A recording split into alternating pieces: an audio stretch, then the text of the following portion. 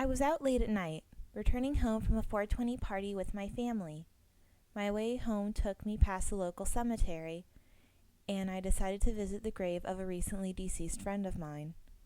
It was rather eerie, walking past all those dark stones and trees, but I wished to pay my respects. If only I hadn't. If only I'd kept driving that night, gotten home, and buried myself under the covers. But I didn't. I was a little stoned from the party, and waltzing through a graveyard late at night had registered as a fine idea in my mind. I eventually found my way to his grave, stumbling in the dark. Upon finding that flat chunk of rock that bluntly announced my friend's departure, I was surprised to find a disc there, among the flowers. The disc didn't have a professional label. It was the kind that you could buy by the hundreds, the kind to burn files on. It was a plain, square case, with no writing on the clear plastic. The only words were scribbled onto the CD's white sticker. Using my phone to illuminate the disc, I read the 2 words scrawled there, hastily and unceremoniously, in black marker. They said, "Dead Fred." What really perplexed me was the handwriting. It was clearly my friend's. He used to own a video rental store with hundreds of old VHS tapes that couldn't be found anywhere else. He had written the receipts by hand, and it seemed to match up with the disc's title.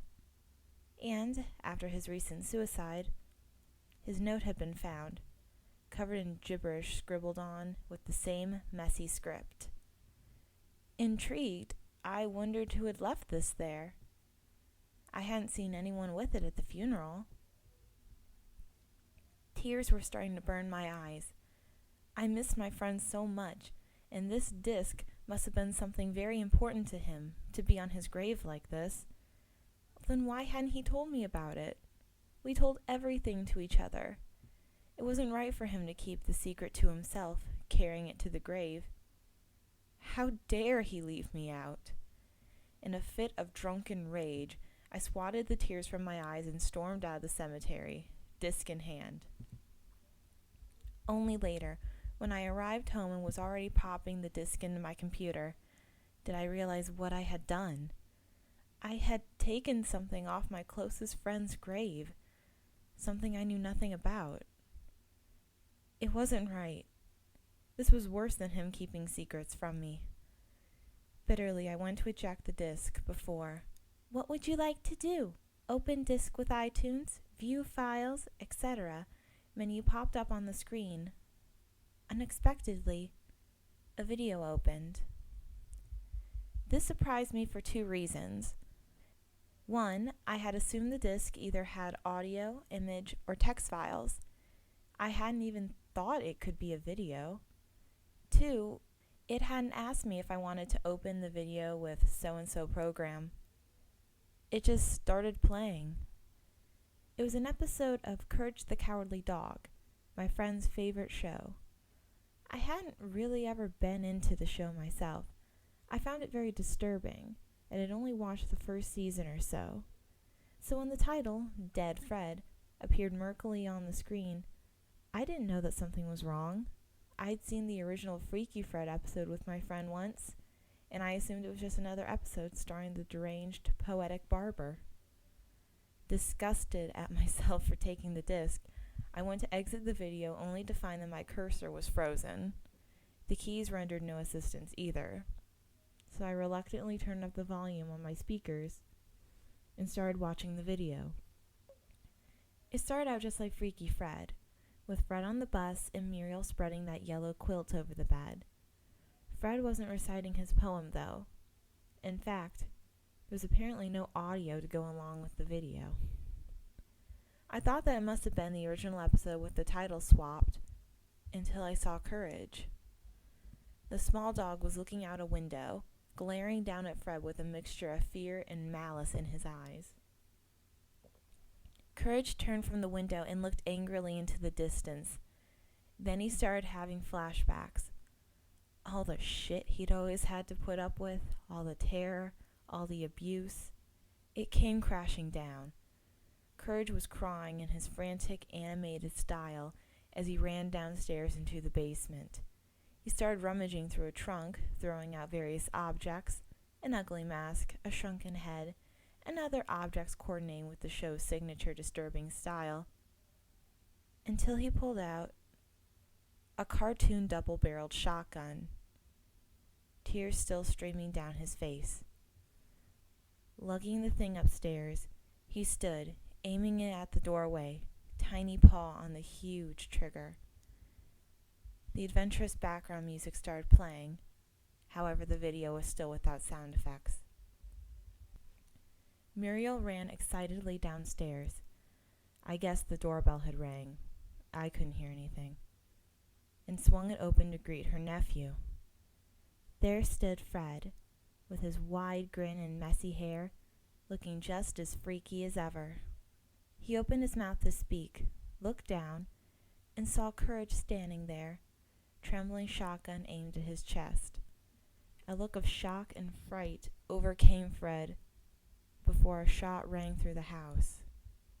And by the house, I mean my house. The shot was the only thing with sound other than the music, and I shat a brick. I just expected a bang flag to pop out of the gun, but no. Fred stumbled backwards as cherry red blood started spouting out of his chest, spraying everything in the house. Fred fell to the floor, dead. Muriel started sobbing. Courage looked horrified at what he'd done and ran upstairs to the bathroom. He was soon locked in, as what happens in the normal episode. At this point, I was a little shocked. This was disturbing, even for Courage.